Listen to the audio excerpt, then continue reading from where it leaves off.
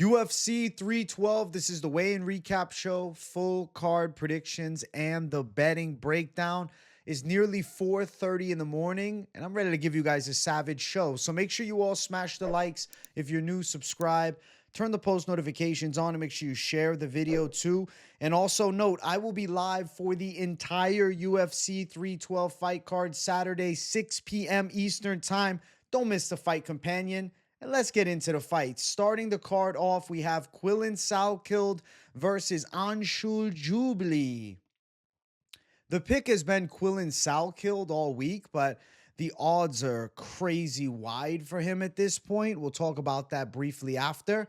I think Jubli's striking, being versatile, is a factor in this one. I feel like he could throw some nice high kicks on Jubli, mix up his shots well on the feet, even pressure him and put him in compromised spots on the ground. To be fair, though, Anshul Jubli isn't a bad grappler. He's got decent physical strength in wrestling. His striking's a bit stiff, though. He's like very heavy-footed and upright. Looks a bit awkward on the feet at times. And him getting broken by Mike Breeden barking at him. Woo, woo, woo, woo. Like, what if Salkilld just woo, woo, woo, from the start? Anshul Jubli may potentially have PTSD, go into a complete panic, and just turtle up. So you can't pick Anshul Jubli here, but I do think the odds are freaking outrageous. Let's look at the scales. Let's look at these animals on the scales, okay? Salkilld riding high off a nice W on Contender Series. That sounded like a damn Aussie. Oh, if a nice W on Contender. Look at that Salkilld. He just looks like a 1970s nerd. That's the vibe I get from him. Very nerdy look. Like, I don't know, man. If you throw glasses on him, he's a 70s dork. But you know what? He can fight a bit. And he's taking on Anshul Jubli. Where you at, Jubli? To be fair, Jubli is the most chatted Indian that probably exists right now. So shout out Anshul Jubli. He's representing the whole country, okay? They got over 1 billion people living there. He's almost got 1 million followers on Instagram. Anshul, good luck to you, my man. It's just, how can you pick a guy getting dusted by Mike Breeden? You can't. You can't sensibly pick somebody getting dusted by Mike Breeden. Yes, Jubli is okay on the ground. He beat Jekka Saragi, but bro, Weston Wilson sub Jekka Saragi. Saragi is awful at fighting. Intense face-off. Jubli looking into his soul. I'm telling you, bro, Salkilld just got that 70s nerd look to him. Kind of looks like, what's his name from that 70s show? Listen, it's 4:30 in the morning. If I'm not remembering the name, you guys know what I'm talking about. Kind of that vibe. I don't know. I think that Anshul Jubli loses to Salkilld. He might get knocked out, but I'm not convinced on Salkilld. Jubli, at least he won the road to UFC. The biggest win for Salkild's his last fight is that W over Gage Young in a good back and forth on the Contender Series, and Gage was pretty tough. As far as the odds for this fight, what are we even talking about, yo? What are we even doing here? Like, why? Minus 700 for Salkilld? The guy's not the next fucking Habib. Plus 500 for Jubli? The odds are outrageous, but Salkilld is going to win the fight. Salkilld to win inside distance, minus 145. I feel like he's live for a finish. Wouldn't shock me if it went long, though. There's no fucking value on the lines here. Salkilld KO plus 225, sub plus 200. At minus 700, when I just don't feel as though he deserves that tag against anybody in the UFC, it just is a stay away fight. Like, yeah, maybe you want to bank, yo, Salkilld, he's a lock, bro. He's going to run over. Yeah, he's a pick, but what the fuck, man? Minus 700. Anshul Jubli is not good. He got broken by Mike Breeden, but like he didn't look awful early in that fight. He fell apart late. Like, what happens if he wins 2 rounds against Salkilld, takes it on the cards? Like, it's not out of the realm of possibility. So the pick is Salkilld, who also have a reach advantage, but still very young and only 25. Both guys are 7-1. Salkild's making his debut. Jubli won road to UFC, and then obviously he lost to Mike Breeden, which looks horrible. Over a year ago, too. It looks really bad. But he is the king of lions. I mean, the guy is holding Indian MMA on his back, and a loss will be devastating for that country's progress in MMA, which is already minimal. But just, we should probably just pick Salkilld just because Australia is typically way better at fighting than India. So, yeah, pick is Salkilld, but the betting side sucks if you're into that type of thing. If you're not, yeah, just the pick is Salkilld. All right, next fight of the card. Kevin Jousset versus Jonathan Micallef. Woo-hoo-hoo. I've been picking Jonathan Micallef to pull this off. I've been picking Jonathan Micallef to surprise Kevin Jousset. Deceptive grappler, Jonathan Micallef. Awkward frame, Jonathan Micallef. Southpaw stance from Micallef, and he's long, too. How many times can I say his name in a sequence? Probably a lot. Kevin Jousset is a relatively quality kickboxer, but he's kind of slow twitch. He has decent precision, but not crazy power. He's got a judo base. That's where he started in MMA, and he's got okay throws, and his takedown defense is relatively good, I would say. Got completely outdogged and broken by Bryan Battle in the last fight, and that really pulled back like the level of confidence I have in Jousset. Not that I picked him. I picked Bryan Battle, of course. I'm a Bryan Battle believer. But at the end of the day, Jousset got absolutely worked in that fight. And he kind of quit at the end. He was getting teed off on, and he's like, yeah, I'm good. Jonathan Micallef has insane heart. That's something that I notice about him. The guy is just willing to keep on fighting through chaotic scrambles, positions, and even getting cracked. He's got one loss. He got dropped. The ref stopped it, but he was on his way to getting up. This fight is, I feel like, live for something weird to happen. And I feel as though Micallef somehow submitting Kevin Jousset with a weird grappling sequence is the outcome that's going to come to fruition. I could see the Jousset decision side. I'm not fucking blind to that reality. But Jonathan Micallef should be unorthodox enough on the feet to cause weird positions and maybe land a takedown. If not landing a takedown, he'll garner some control time against the cage. Could potentially have a weird sequence that he ends up on the back of Jousset, or even Jousset landing a takedown and then a reversal by Micallef because he's very active from bottom position. I like his length and strange build. We'll check out Micallef right now.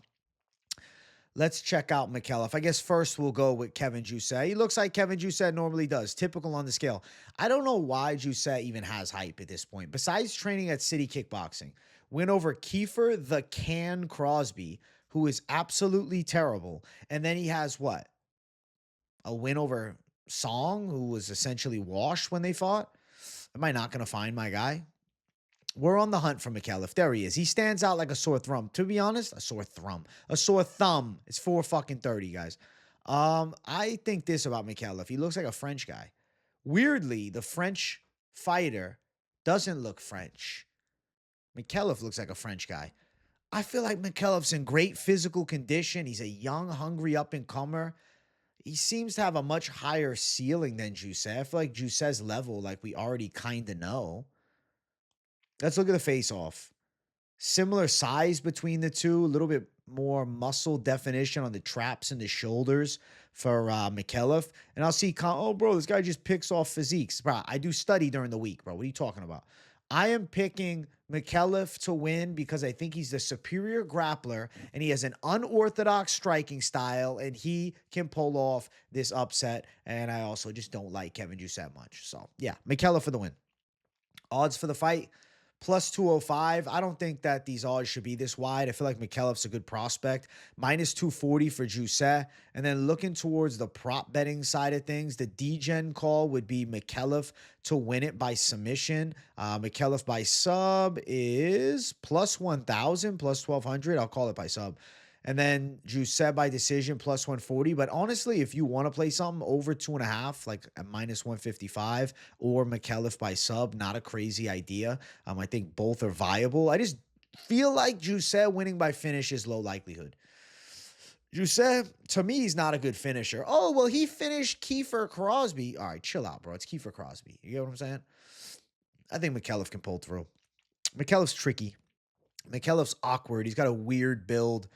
Deceptive prospect, 77-inch reach from Micallef. I like his chances of winning. Also, these guys were fighting in the same league over in Australia for a while. And they fought at similar levels and had, relatively similar levels of success there too. I just feel like the bar is a lot closer than the odds will have you believe in because the odds are just to deceive you. I think Jonathan Micallef for the upset. I'm picking him. Micallef for the W. Let's keep running. Next fight on the card, we got Cody Steele versus Rongzhu. I've been picking Rongzhu throughout the week. I won't cap on anything. Yes, I've been picking Rongzhu.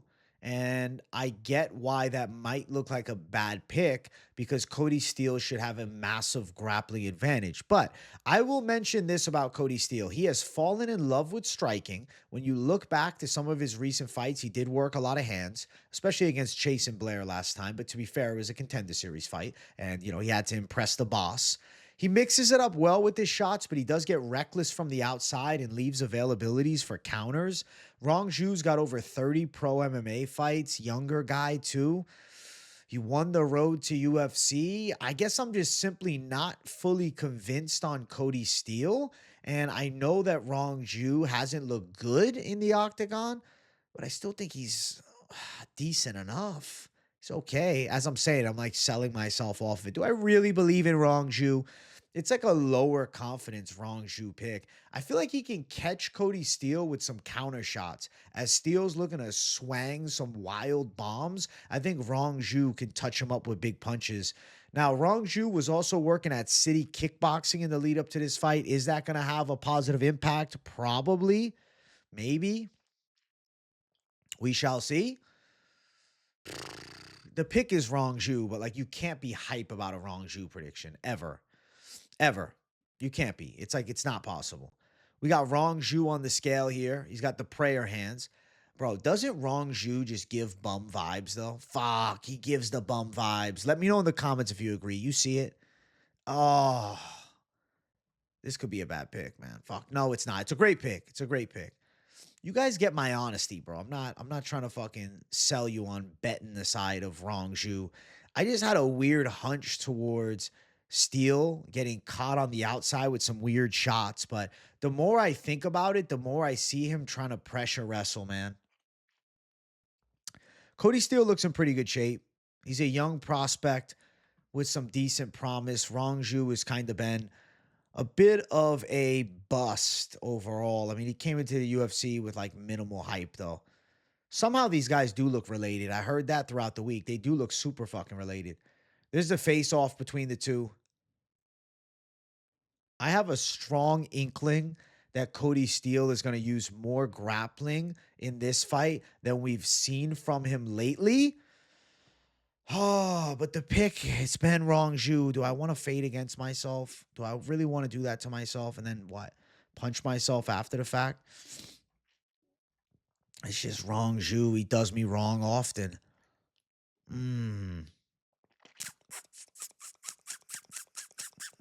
I will not switch my pick, but it's a low confidence Rongzhu call, to be fair.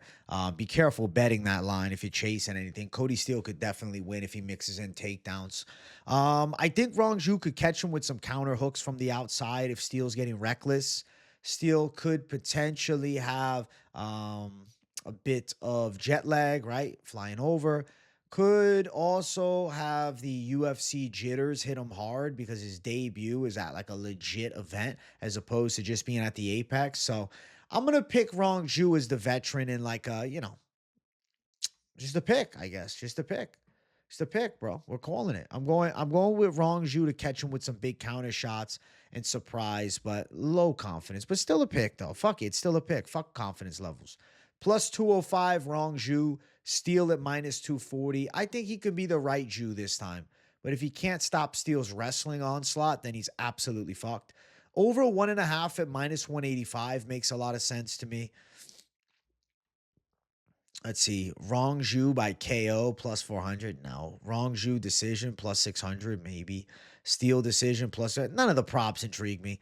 Over 1.5 is not crazy at all. That's like actually pretty likely. But real quick, shout out to the Zins. Your boy's about to pop one.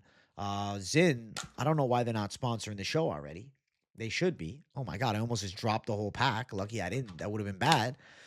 And let's take a sip of the Gorilla Mind, bro. Mixing the two. Caffeine, nicotine, 4:38 a.m. I don't think there could be a better combination to finish out the Savage show. So much love. Fabulous. Fabulous. Rongzhu. Rongzhu.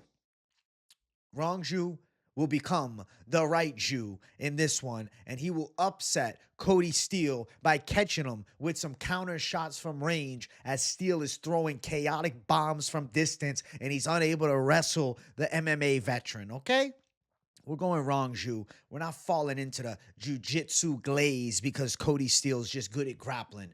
In the fight game, he likes to bang on the feet and strike. And even though he can mix in some takedowns, he's not a super high caliber wrestler. Rongzhu's got over 30 pro fights. He's got, 5 fights in the UFC, 4 fights in the UFC. I think this is 5th. Won the road to UFC. He's not going to be a complete bust. He's going to upset Kody Steele and get a win. Boom. Boom. Here comes the boom. Next fight on the card, Alexandre Topuria versus Colby Thicknesse. Alexandre Topuria is going to probably chin Colby Thicknesse in violent fashion. That's what I think is going to happen. I like Alexandre Topuria. How can I not back the brother of Ilia Topuria? That would be downright delusional. What? Colby Thicknesse trains with Volkanovski? Topuria, okay? He shares blood with a world champion right now. This is the older brother by a year of Ilia Topuria. He was supposed to be the better of the brothers. Unfortunately, injury woes, layoffs, yada do. He took a long time out of the game. He's 5-1, and he doesn't have a great resume, but he has a great bloodline. And from what I've seen of some of the pad work too, looks very clean on the feet. And physically, you'll see in a second, looks very conditioned. I think Topuria can win this fight in striking and in grappling. He comes from a quality wrestling base, but on top of that, his hands move really smooth. Now, what you can say nice about Colby Thicknesse, he's kind of long, kind of a flow state striker, but a little awkward, I guess. I was going to say freestyle, really. Kind of freestyle striking, like decent kickboxing, but nothing that I'm like, whoa, seems to be better at grappling than striking. He's got relatively good back takes and ground and pound, but the guys he's been fighting have been cans too. It's not just Topuria. I think Alexandre Topuria can win this fight of prospects. I feel as though he's got the punching power to do damage, the wrestling game to control where the fight takes place, and I think he's beaten up Thicknesse, especially a Thicknesse coming in here on relatively short notice, like a little over a week, right? About a week. Let's look at the scales. Let's look at Thicknesse first. Let's look at Thicknesse. He looks thin. Colby Thicknesse, man. Rocking the Sean Strickland mustache, which, I don't know. Not a great look, but whatever. I'm not his style coach. He can do whatever he wants. Okay shape. I mean, looks skinny. Looks really fucking skinny. Looks really skinny. Very skinny build. That's the truth. He has a very skinny physique. And then Alexandre Topuria, bro, he's got aura. Alexandre Topuria, you can't tell me he doesn't have aura. His brother's got max aura. He's definitely got some savage debut aura. Look at the tattoo on the back. Is that Conor McGregor? He looks like a young Conor McGregor from the backside here. It's funny him and his brother both have a similar flow to McGregor with the tats. I think Alexandre Topuria is going to make waves. I think at the very least, he's going to get a violent win here and do something. He actually looks kind of like a Nurmagomedov. You can see the Georgian blood in him, man. He looks like fucking McGregor. Squint. Just squint for a second. Is that Conor McGregor at 135? When you squint for a second, you can see it, but you got to squint your eyes. I think Alexandre Topuria is going to beat up Colby Thicknesse. The Topuria bloodline takes out the Thicknesse bloodline, especially with that fucking mustache, bro. He's knocking that mustache off of his face. Give me Alexandre Topuria in emphatic fashion, violently winning. And he's got his brother Ilia there. The aura's off the charts, minus 365. He should be a lock on the card. Come on. Thicknesse plus 290. Thicknesse is getting his ass whooped. Alexandre Topuria is going to fucking handle business, bro. Fight ends inside distance, or rather just go Topuria inside distance, minus 200. Topuria KO plus 115. I favor the KO side.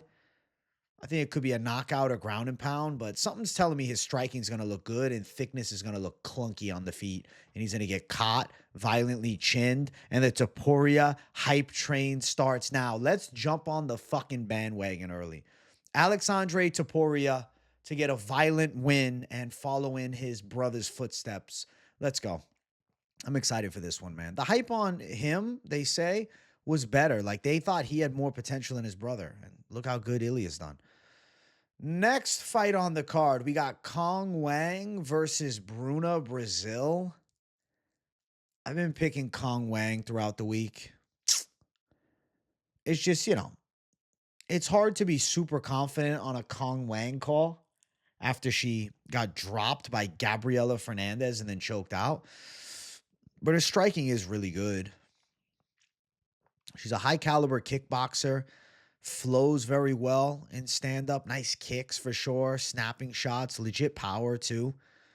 Seems to have decent grappling for the most part. But then you look at the Gabriela Fernandez fight. She gets dropped and choked out. But she did get clubbed in subs. She didn't just get out-grappled, Bruna Brasil is moving up from 115. So naturally a little bit smaller than Cong Wang, I feel like.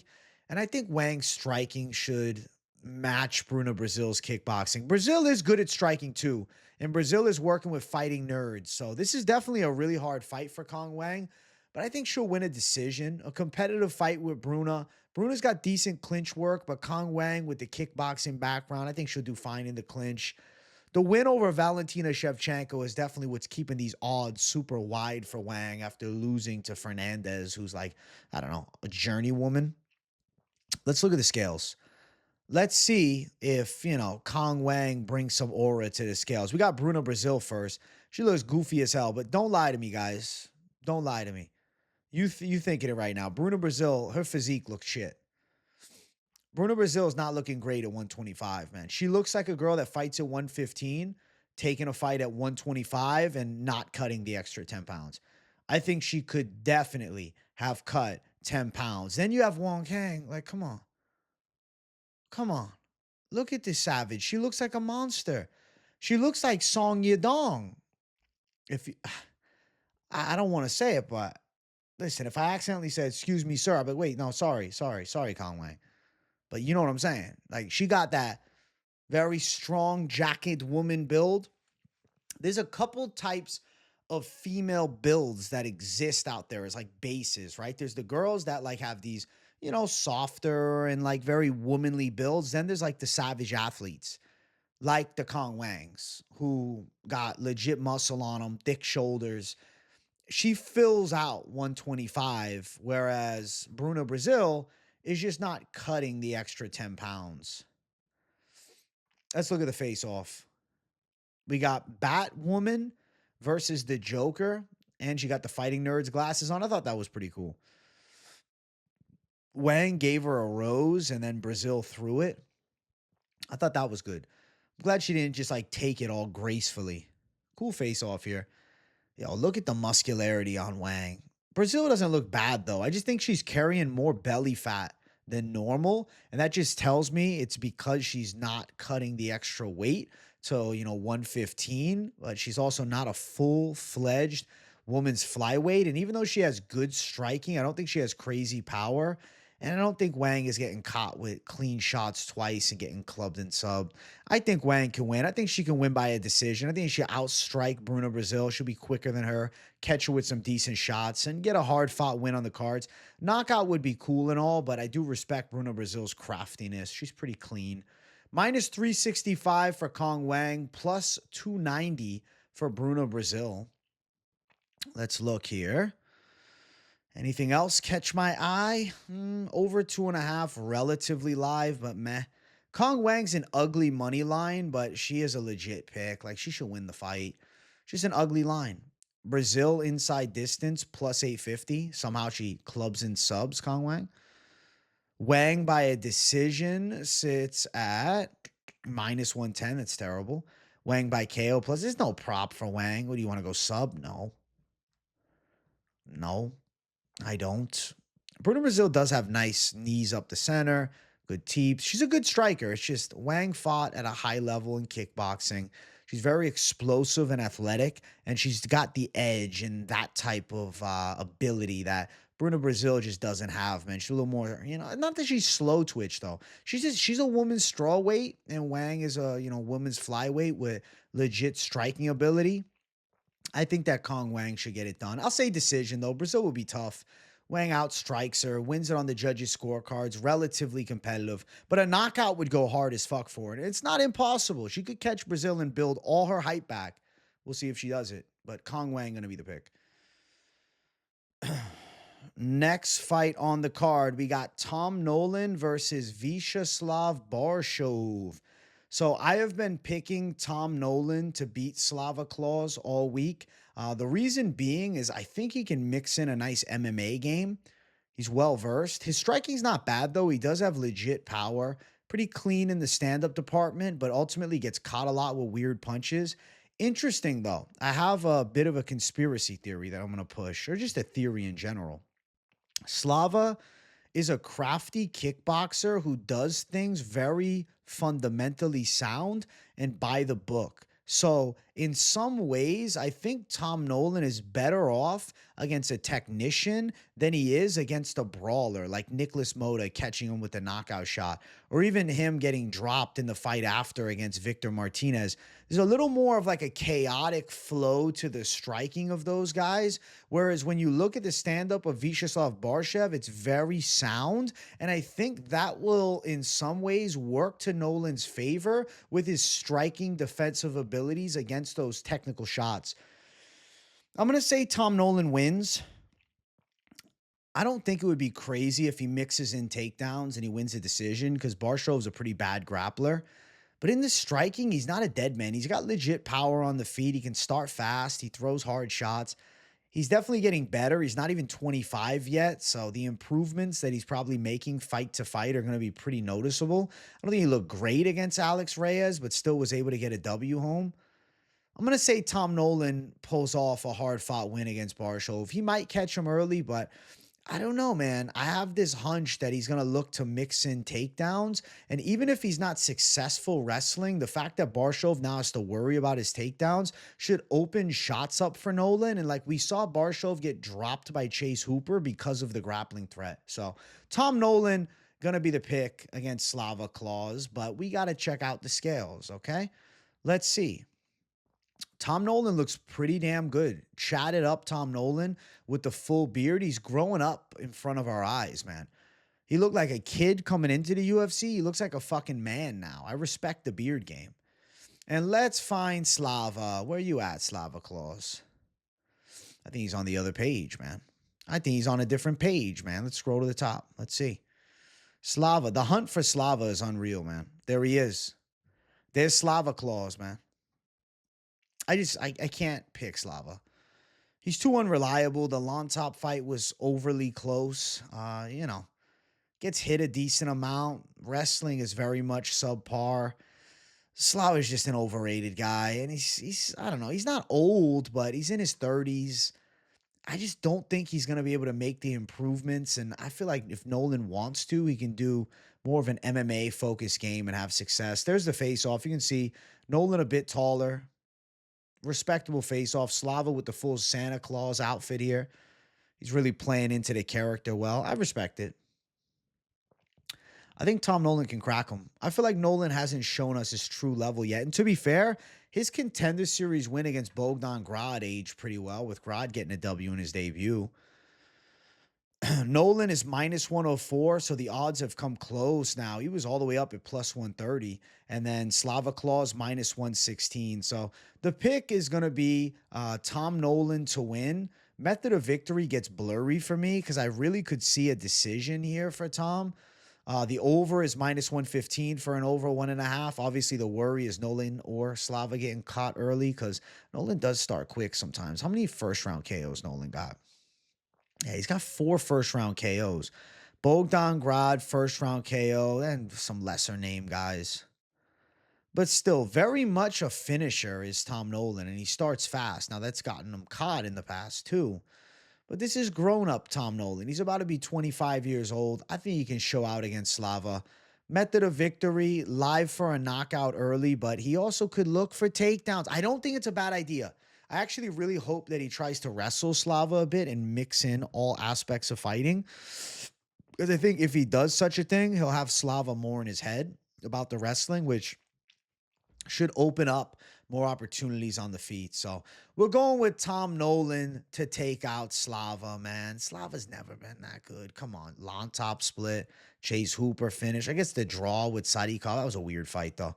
Mahashate win. Mahashate's terrible. Lost to Mike Davis. Like, who good has Slava ever beaten? Dakota Bush? I guess Chris Duncan is his best win, and that was on Contender Series. Outside of that, what's his best moment? A draw against Sadikov? A split decision against fucking Long Top? I think Tom Nolan's going to win. He's the prospect here that actually has some promise, and he's also an Australian native. I see him taking it home for the Aussies, so we're going with Tom Nolan. Next up, featured prelim, we got Jack Jenkins versus Gabriel Santos. I've been picking Gabriel Santos throughout the week. I like him a lot as a prospect. I think he's really clean on the feet. He's got good knockout power. He's explosive, but he's also very well-versed. Solid grappling game, too. Slick on the mat. I like that about him. Good tie clinch and dangerous in the clinch. Teeps up the center. Seems to be pretty clean as far as prospects go. And when I look at Jack Jenkins, yes, he's got relatively clean striking. Good calf kicks for sure. It's one of the best aspects of his game. And not a bad boxer. He's actually got pretty good punch combinations and some solid takedown defense. I think a lot of people that are picking Jack Jenkins are like glazing him for winning a round against Chepe, but they forget that he barely got past Jamal Emmers, and then he beat Don Shannis, who's a can, then he beat Herbert Burns, who's a can. So like he essentially has all wins against cans and a loss to Chepe, whereas Gabriel Santos' debut almost pulled the dub off, but granted he lost a split decision. He lost to Lerone Murphy though. In a debut to go tooth and nail with Lerone Murphy, who's a legit contender now, is super impressive. And then the fight after that, he was winning against Onama. Cotton knocked out. Onama's got freak power.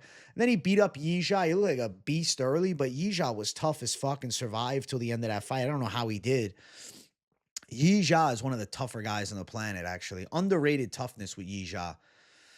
I think Santos could blast Jack Jenkins early, hurt him, and put him away. So there is a possibility of Santos getting the win by finish. He's known as a finisher outside of the UFC. I mean, if you look, 3 knockout wins, 4 submission wins, and then he had 3 decisions outside of the UFC.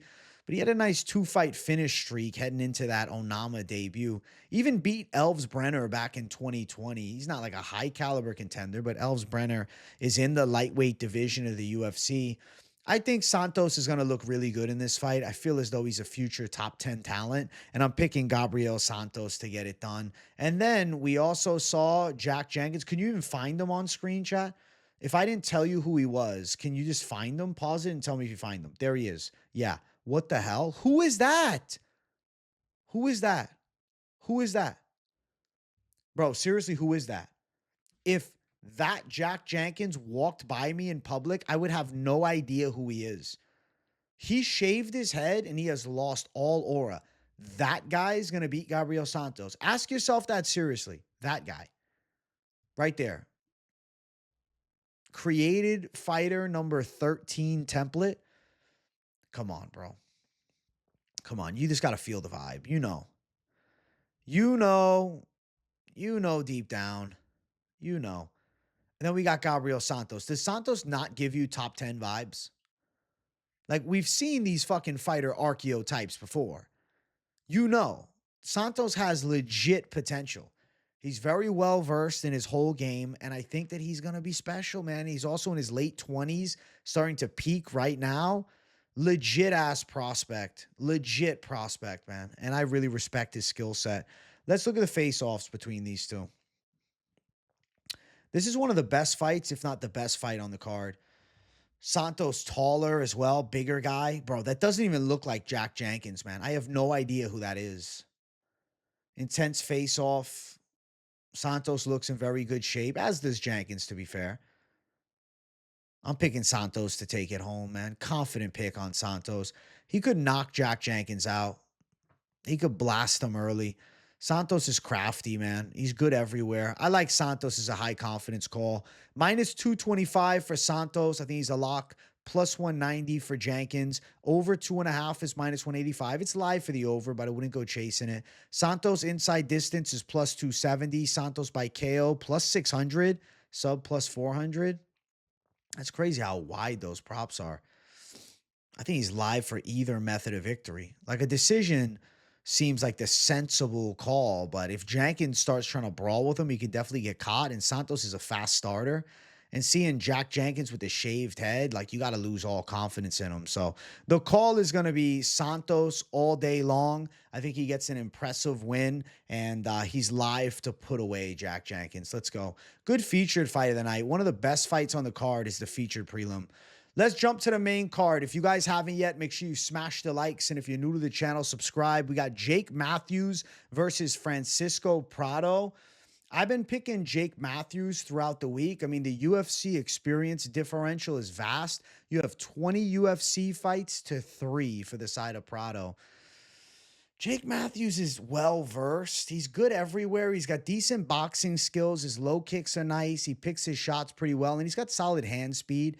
And I wouldn't say he's bad on the ground either. On the opposite side, Prado is a pretty good boxer and an absolute dog. He's got heavy hands. He's got legit power with his hooks, and he's got a good, like, pressure-based brawling style, and he's gritty.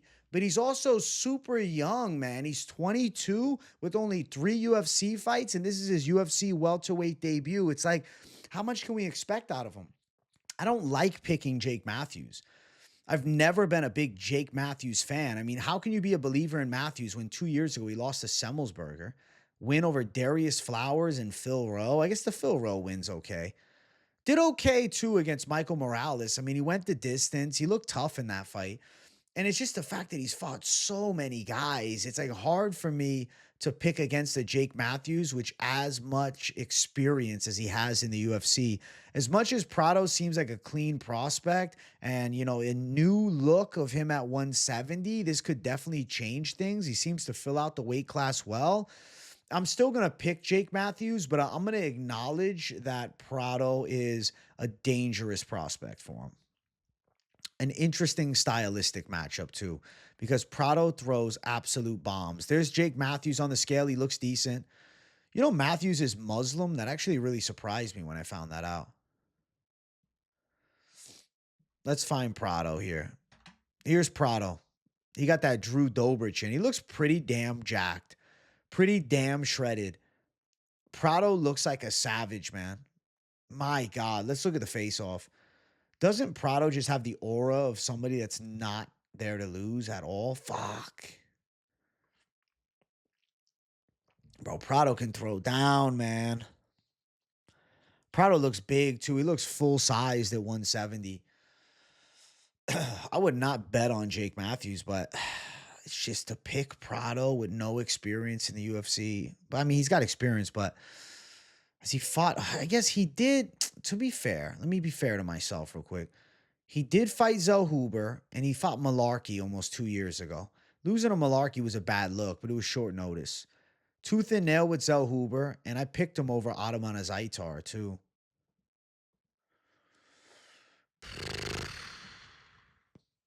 Why am I having this weird Prado hunch, man? I'm like trying to sell myself not on it. Like, no, don't do it. But I kind of want to.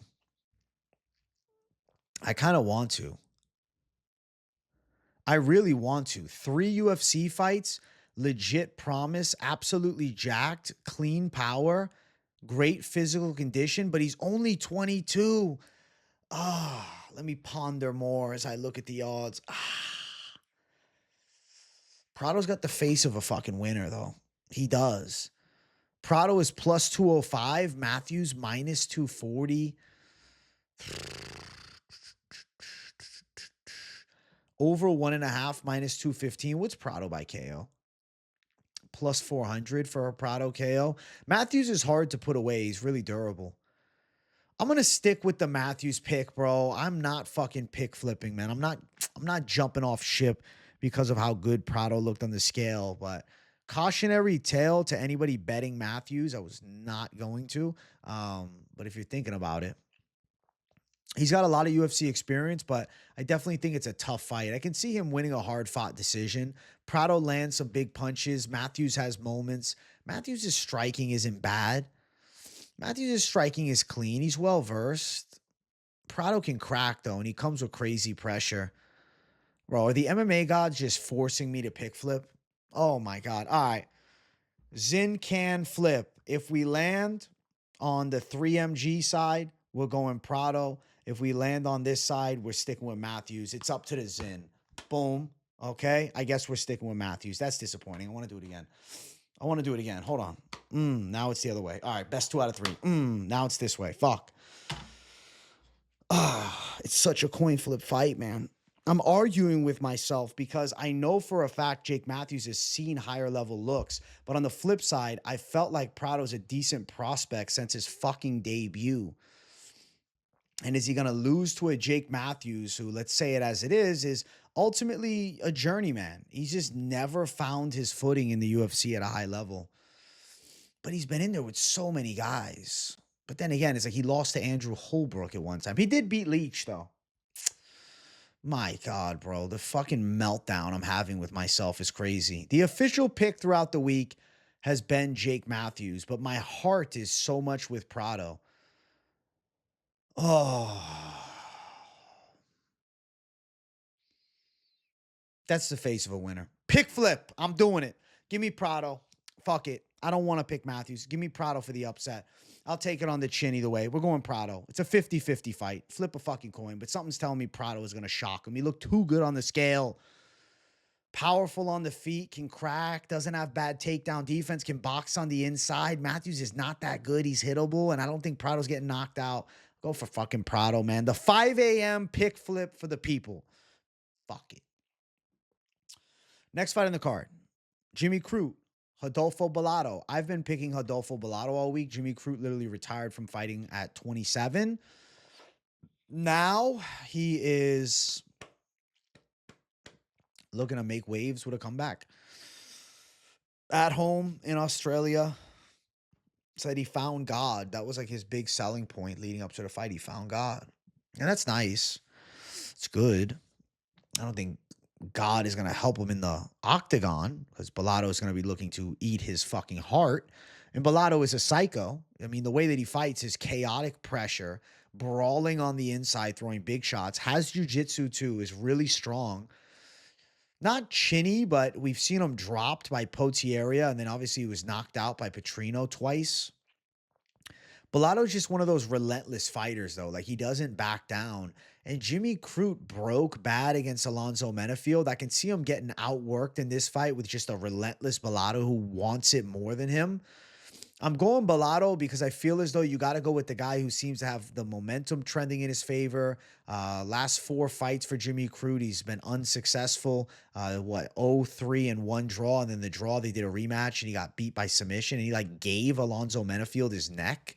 He like gave Menafield the sub. He's like, please just submit me. I'm done. And then he took his gloves off. So I worry about Jimmy Crute's mental side. And when you have a relentless Brazilian like Bellato walking you down, throwing hard shots, who likes to fight on the inside and make it dirty, I don't think Crute has the wrestling to just blast double leg and beat the shit out of Bellato from top position or easily sub him. I feel as though Jimmy Crute's kind of been like a never that good prospect. I mean, last win was 4 years ago against Modestas Bukauskas. 4 years ago, man. Isn't that crazy? Holy shit. His last win was 4 years ago. He was 24 years old the last time he won a UFC fight. I think Bellato outworks him. I think Bellato probably TKOs him. He breaks him. I'm thinking Bellato breaks him. I'm going with Brazil. I'm going with the Brazilian Savage. Where's Bellato at? Well, let's look at Jimmy Crute. To be fair, Jimmy Crute looks in good shape. Seems happy to be there, but I don't know why. I just see this wilt in his eyes. I don't know, man. I still think he's the same guy. I know things are different. I found God. But like, Bellato's a dog, man. And he's shredded. Bellato actually looks in really good shape for this fight. Has a strangely large neck and freaky jaw. Bellato is built very weird, bro. Like, the Brazilian American dad is the accurate assumption of what Bellato's fucking neck and head shape looks like. Absolute crimson chin. I'm saying Bellato is going to be too tough for Jimmy Crute, and he's probably going to TKO him. He'll break him. Let's look at the scales, or rather the face-off, excuse me. Let's look at the face-off between these two. Dude, Jimmy Crute doesn't look like he's winning, bro. He's got this monstrous Brazilian who doesn't stop moving forward, nasty in the clinch with volume strikes. And then you got Jimmy Crute giving up against Alonzo Menafield. Nah, bro. Jimmy Crute, he's out of this game, I think. I think Jimmy Crute's going to have more success just doing straight grappling competitions. I feel like when he starts getting punched, like he's going to wilt again. He's going to feel those same feelings that made him retire and quit MMA a year and a half ago. And Bellato just wants it better than him. He's tougher than him. Bellato's a tougher guy. Minus 155 for Bellato. Crute at plus 135. I got Bellato pulling through. Should outdog him.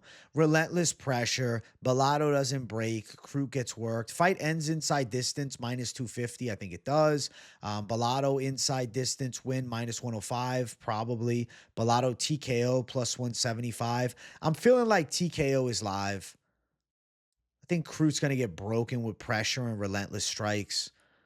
Unless Crute has like truly turned it all around, but that would be like a pure guess. If you're like confidently backing Jimmy Crute, just recognize like you're literally relying on blind faith. This guy got subbed by Alonzo Menafield and he like gave Menafield the sub. So I don't know. I think Adolfo Bellato should bring the thunder to Jimmy Crute.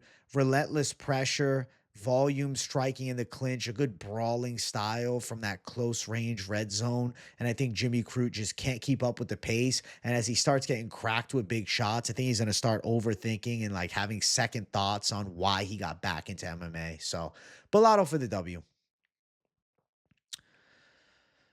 Next fight on the card, heavyweights going after it. It's Taliesin Teixeira versus Justin Badman Tafa.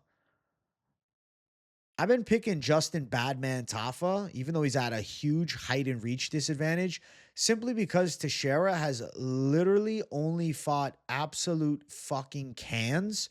Like he's only fought guys that are cans. Like these wins outside the UFC are atrocious. His contender series win was against Arthur Lopez, who was actually punching him with good shots, but the guy had fought like one time in like 4 or 5 years, so wasn't even an active fighter. Justin Tafa's been on the UFC roster for a while now. He's a good striker. He's got legit power. He's very heavy-handed, I would say. He's good at exploding and closing the gap on taller guys. Decent chin, too. He's only been knocked out, I believe, one time. I feel like in a striking fight, it favors Tafa. Now, Taliesin Teixeira has this low-key jiu-jitsu black belt that we've never seen him use. We've yet to see him grapple. Probably not a bad idea to try and wrestle Tafa here, but Teixeira's game seems built on being more of a kickboxer than anything else. And I think he's going to be in a striking fight with Tafa. And I could see him wilting to a big shot from a real heavyweight. Like, even if you look at the training room, Taliesin Teixeira trains at a gym of lightweights, bro. Flyweights, really. Look. Come on. Andre Lima, flyweight in the UFC. That's the best guy that he works with. And like, I'm watching footage of him sparring with like multiple people at once. Like, the gym that he's at is just not a gym that seems to have heavyweights. There's even a picture of him on Instagram with my training partners, and they're all up to his shoulders. So, yeah, you can say, oh, but Tafa is short. Yeah, but he hits like a legit heavyweight. And Taliesin Teixeira is not used to getting hit in the face by legit heavyweight punchers. And I think that's going to be his biggest downfall. Let's look at the scales. Taliesin Teixeira, you're going to see in a second, he is the essence of fucking skinny fat. He's skinny fat, bro. Dude has no muscle on him. I mean, a little bicep, I guess. 6'7", but really not in good physical condition. He's very young at 25. He's cheesing because he's naive to what he's about to walk into with Tafa. There's Tafa looking pretty intense. Obviously, the Polynesian Samoan savages have some fat on the midsection, but that's a given, bro. That's just how they're built. That's just how they're built. All right, let's look. Let's look at this face-off. Let's see. We got Tafa. He's closing his eyes in this picture. That's actually ironic. And look at the height difference between the two. My God. Taliesin Teixeira is tall. But he's fought nobodies. how can you really go out and pick Taliesin with any confidence? He's never fought any fucking one. He's never fought anybody. Okay. I'm looking for another face off pick as I'm talking. He's never fought anyone. Come on, man. You can't tell me you're confident on that call. Like, yes, the height difference is vast. I'll show you another angle of the face off because Tafa's got his eyes closed. There is a big height difference between the two. That's definitely a factor. Doesn't Taliesin Teixeira have a very like chinnable face? And I feel like Justin Tafa with the UFC experience is destined to close the gap and just flatline him with a wide hook, like Stefan Struve, Roy Nelson type shit. I'm going with Justin Tafa to win. I think he can take out this Taliesin Teixeira, big skyscraper kickboxer who looks sloppy on the feet, seems to be defensively inept. And yeah, he landed a big right on Arthur Lopez. Okay, he's knocked out some bums, but Justin Tafa would absolutely destroy everybody that Taliesin Teixeira has ever fought. And I think he's going to end up destroying Teixeira too. Just because you're 6'7" doesn't mean you're definitely going to win your UFC debut. Plus 130 for Tafa. I like him as an underdog.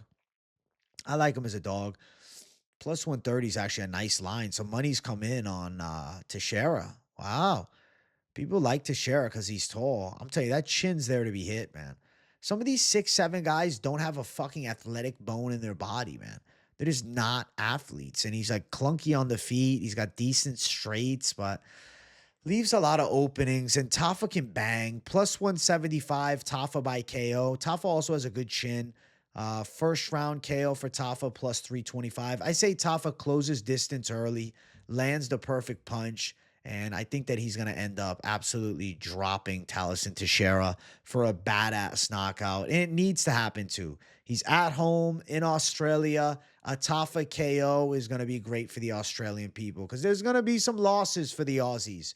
But I think Tafa in the featured fight of the night absolutely fraud checks this clunky 6'7" knock knees nobody prospect, and I think put some respect on the Tafa name. We're going Tafa, we're going knockout, we're going savage mode USA. Like Carl Williams, he had moments, and Williams a wrestler. Chinned Austin Lane, who's 6'6".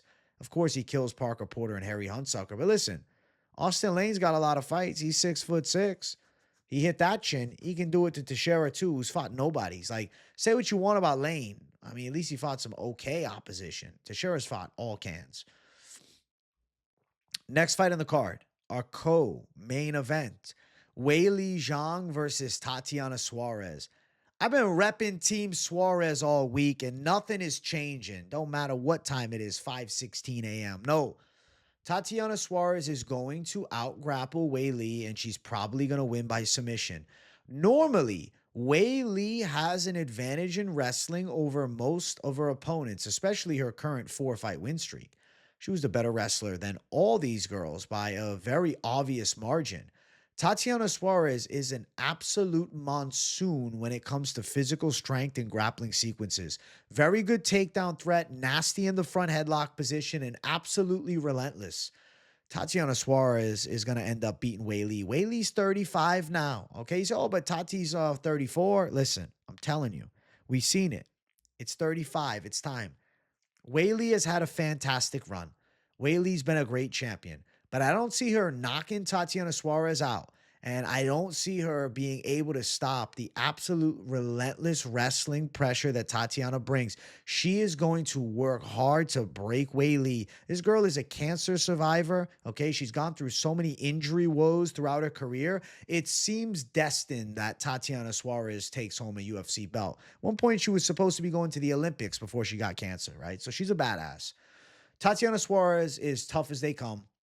She's got wins over 3 UFC champions already, being Jessica Andrade, Carla Esparza, and Alexa Grasso. Say what you want about the timelines of those wins, still massive names on the resume. Yes, Weili has a great resume, but 5 rounds against Xiaonan. Granted, she kind of submitted early in the fight, but still got taken down in that fight. Amanda Lemos had her in some awkward guillotines from bottom. Tatiana locks up a gilly. The fight is over. Obviously beat up Carla Esparza pretty bad. And then the knockout of Joanna and Jacek goes down in the history books. That was crazy. But, you know, she lost to Doug Rose here. It's not to be forgotten. I think Tatiana Suarez outworks Weili Zhang, breaks her, and submits her. I'm going Tatiana Suarez by sub. I'm picking and new champion. I got Suarez. I think she's a lock. She's a savage lock. She is a savage lock. Tatiana Suarez is my savage lock. Savage mode USA in this hole. We're taking the belt back to America with this savage right here. Look at Tatiana Suarez. She got the crazy broad shoulders, wide lats. Interesting build on her. There's Weili. I'm telling you, bro, these pictures don't even justify it enough. They don't. There's Weili. She looks good. Weili looks good. I'm telling you, Tatiana, these pictures are not doing her justice because she was cutting the weight. We'll pull up the face off, all right? Similar heights, but look at the width difference. Tatiana just has a bigger frame. Tatiana just has an obviously bigger frame. I need to show you guys the ceremonials for this, I think. We got to ceremonial it up to get this one. Oh, they got Weili on the ceremonial scale, but no love for Suarez. They just got a face off from another angle. The disrespect. There's Tatiana. Okay. You'll see what I'm saying about her width in a second. Do you see the width of Tatiana? Look at the shoulders. Look at here. Look at the shoulder. Look at right shoulder to left shoulder. Look at the lats, right? Look how wide her build is. It's a good build for grappling. And then look at Weili. Look at Weili. Very aesthetic. Weili has a great physique. She looks actually like an Asian Leon Edwards build. But doesn't have that same width to her. I think Weili is a legend for sure, but I feel like Tatiana Suarez is a wrestling demon, and I think that she's going to outwork Weili in those spots and pull off. It's not an upset win according to the odds, but and new champion feels like an upset. So minus 126 for Suarez, Weili at plus 106. I'm going with Suarez to pull through. I think Suarez can get a sub. Minus 126 Suarez. She's also no break, no quit, no wilt. Crazy mentality. You hear about gym stories of her beating people up. It's going nuts. She's a monsoon. I think Tatiana Suarez is very special.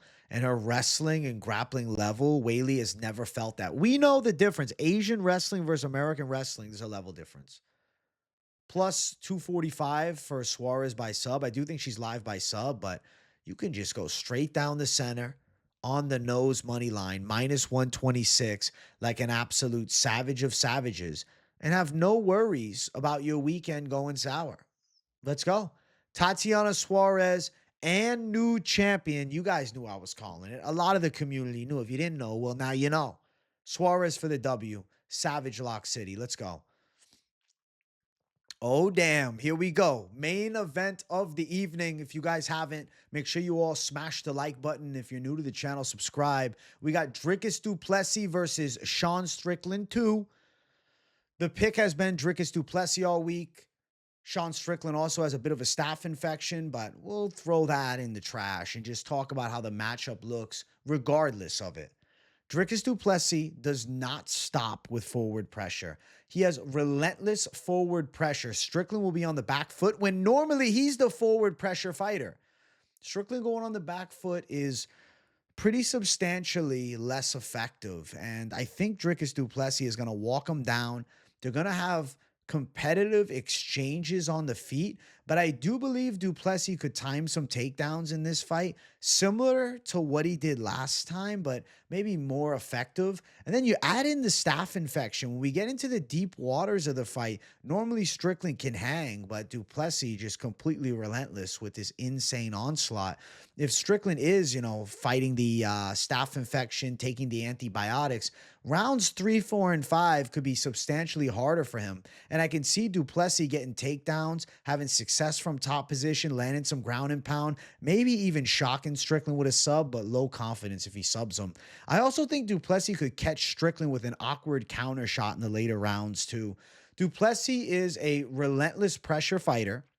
And Strickland is a fighter that thrives with pressure and volume striking. Now, the biggest downfall to Sean Strickland is he is not a very powerful puncher. And when you have a guy like Dricus du Plessis who just keeps coming forward, you need to make him pay and respect your power on the other side to keep him at bay.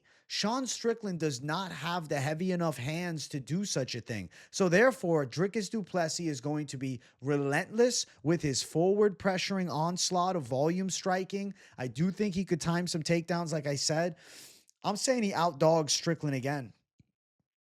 I think this time more clean. I think du Plessis better this time. I think du Plessis' grappling could be showcased even more in this fight. He looks in better physical condition too in this fight. This seems like an upgraded version of Dricus du Plessis. This is like du Plessis 2.0. Look at du Plessis. He always looks in great shape, but absolutely shredded to the gills here. Looking lean, lean, lean. And then we're going to bring up the challenger, Sean Strickland, rocking the awkward flow mustache. But listen, Strickland's got to do the things that he wants, you know? If Strickland wants a terrible mustache, he's allowed to have a terrible mustache. There's Sean Strickland. He looks in decent shape. Looks thin, though. Looks more like welterweight Strickland, right? Isn't that interesting? I want to just go a quick side-by-side comparison. Let me do it like this. So we got Dricus du Plessis looking shredded, thick, and jacked. Looks big. Sean Strickland looks okay. Du Plessis looks better. But, you know, it's not just all about how they look on the scales. I'm just saying, I think du Plessis is going to outwork them. And then if we look at the actual ceremonials, that's when du Plessis filled in. He looked chaotic and psychotic. I mean, holy shit. Look at du Plessis here. Ultimate Chad du Plessis. Seems like he's got higher testosterone than ever before. Bro, he looked fucking intense. Like, Strickland looks in good shape for sure. He's, what has he got, the Dundee hat on? Respect to the Dundee hat. He loves the Australian fans, and they love him. Then we got an intense face-off between the two. You can see Strickland's staph infection in this here. Seems to be healing a bit, but that tells me he's taking antibiotics, which ultimately should be a negative because taking antibiotics in the lead up to a fight, probably putting you in a slightly compromised spot. Let's just look at a close-up face-off and just glaze DDP. Look at this monster. Look at DDP. Strickland's going to be tough, but DDP is going to outdog Sean Strickland. I see it as somewhat similar to the first fight, but I feel as though it'll be more clear-cut towards Dricus du Plessis at the end, and there'll be no more robbery arguments in the matchup. I think du Plessis can catch Strickland with a big punch as well. Du Plessis probably a bit more heavy-handed. Strickland, like I said, you know, he throws a good jab, good teep up the center, picks his shots relatively well, and has nice volume, but like I had mentioned, all right? He is substantially less effective going backwards than he is going forward. And du Plessis is not going to let Sean Strickland dictate the pressure and pace of the fight. And even if Strickland tries, as he brings forward pressure, don't be shocked if du Plessis looks to mix in takedowns because he should have a clear-cut wrestling edge in this one. I'm going Dricus du Plessis to take it home again. Hard fought back and forth, but he wins the belt and still. Minus 205 for Dricus du Plessis. Sean Strickland plus 175. So Strickland now, real dog status, man. Strickland a real dog in this one. I think DDP is going to win it. The over is minus 180, so fight seemingly expected to go long. What's du Plessis by sub? D-Gen sub. Well, that's only plus 450. Not great. KO plus 385. Decision plus 170. I feel like my official picks got to stick with du Plessis on the scorecards, man.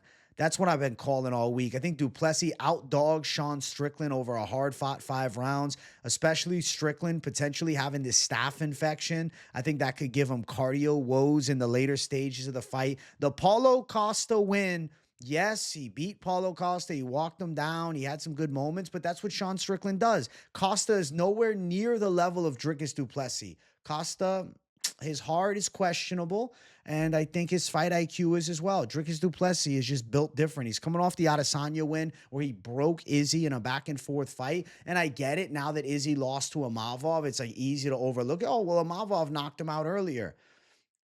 Dricus hurt him later and then subbed him. Dricus still finished Israel Adesanya, and, you know, obviously Strickland handled him first, and then Dricus did it a bit better in different fashion. Strickland is the guy that is a chess match fighter, but normally you have to play into that pace, and normally he's the one dictating the pace. Not here. It won't happen against du Plessis like that. Dricus is going to be relentless, and he's going to outdog Sean Strickland. I think 49-46. 48, 47, maybe on one card, but a clear unanimous decision for Drickus or potentially a late finish because Strickland is fighting the staph infection. I'm going DDP and still champion to cap off UFC 312. Those are the predictions, but not done yet. Let's look at the parlays. What are we thinking here? Okay. So we got Suarez and Santos for some Savage City. I like that plus money. DDP and Santos for a quality play, which I still like. And then that safe alternate of Santos and Topuria seems like an absolute lock at -112. Just not as juicy odds. Suarez, DDP, and Santos, if you're looking for 3-1 money, is nice. You can see some confident calls in the one below when you have Bellato and Crute no distance. That makes a lot of sense to me. Now, Tafa Nolan is still there at plus 429. I like that. Obviously, Suarez, DDP, Santos, and Topuria for a big 4 confidence calls, plus 421. Big 3 with Suarez, DDP, and Tafa trying to call the big fights on the card. I like that at plus 546. If you go for the big 4, that means you're adding in Santos. I like that at plus 869. Now, for the Savage Sweep, you got to have the whole crew in the no distance on Bellato. Tafa as a dog, plus 1657. Some doggy D-Gen. We lose it. Tafa, Nolan, and two-man dumbbell doesn't exist anymore. So what I have to do is cook up the alternate to that. And how I'm going to alternate things, I'm going to keep Tafa in the lineup. And I'm also going to keep Nolan in the lineup. But because of the Prado pick flip, we're going to have a little faith. Plus 1486 if you replace two-man dumbbell with Prado. Now, I understand some people are going to be like, dog, I don't want to play Nolan. His chin is worrisome. If you took out the side of Nolan, you still got plus 605. And then, you know, obviously for the ones that like Nolan and don't want Tafa in the lineup, you can still get pretty good odds if you just go Prado and Nolan. That right there, plus 575. But a great way to bet on the dogs. It's just straight, not just, you know, chasing the doggy degeneracy, you know? Then if you added Suarez into the big 3 underdogs call, this is the Savage Degenerate dog play, plus 2,808. Whoa, I'm still saying whoa again. There's a lot of ways to play it this week. You can go confidence with some underdogs and mix and match it. Overall, with your parlays, what I'll tell you is this. The bookies want you doing 5, 6, 7, and 8 legs. They want the D-gens. The 2s and 3s are the highest likelihood of success. 4 is definitely risque territory, but there's definitely good chances that it ends up coming through. But know that the books make a lot of their money on the lottery tickets. That's what they want us to do because it's so tempting with the huge plus money. I get it. And sometimes they hit. And you're living lavishly and you're celebrating and you're feeling like an absolute savage, you know, living on cloud 9 and shit. There's some good parlays to make, man. I'm liking Santos a lot. I'm liking Topuria a lot. Those are good calls. Suarez and New. If you want to throw a dog from the main that's not Tafa, Prado in the lineup, those 4 could be a banger as well. Let's go. Let's go, guys. Let's go. UFC 312 coming at us, I guess, technically tomorrow. It's 5:30 in the morning right now. So, yeah. Super late stream. I haven't slept yet. I'll be going to bed after this. Super late breakdown, a savage show. I hope you guys enjoyed it. Make sure you guys smash the like button if you're new, subscribe. And listen, tune into the daily content. I got videos and then 2 live streams a day. So I'm bringing the savagery every single day, multiple times a day. Turn the post notifications on so you don't miss a video or a live stream. And don't just leave them on personalized. Put them on all so you don't miss anything that I'm dropping. Let me know what you thought of the picks in the comments below. And let me know if you got any pick flips. My heart told me go Prado. I had to do it. The Jake Matthews fight is a 50-50, but I don't know. Something telling me Prado is that dog that can pull through. And I'm excited to find out, man. Wild card. Wild card. Not the most stacked, but like after studying it, now after the weigh-ins and the anticipation building, I'm a lot more excited for this card today than I was, let's say, a week ago for sure. Much love to the people. I appreciate you all. W's in the comments if you had nothing to say. And I will see you guys all in the next one. Peace out.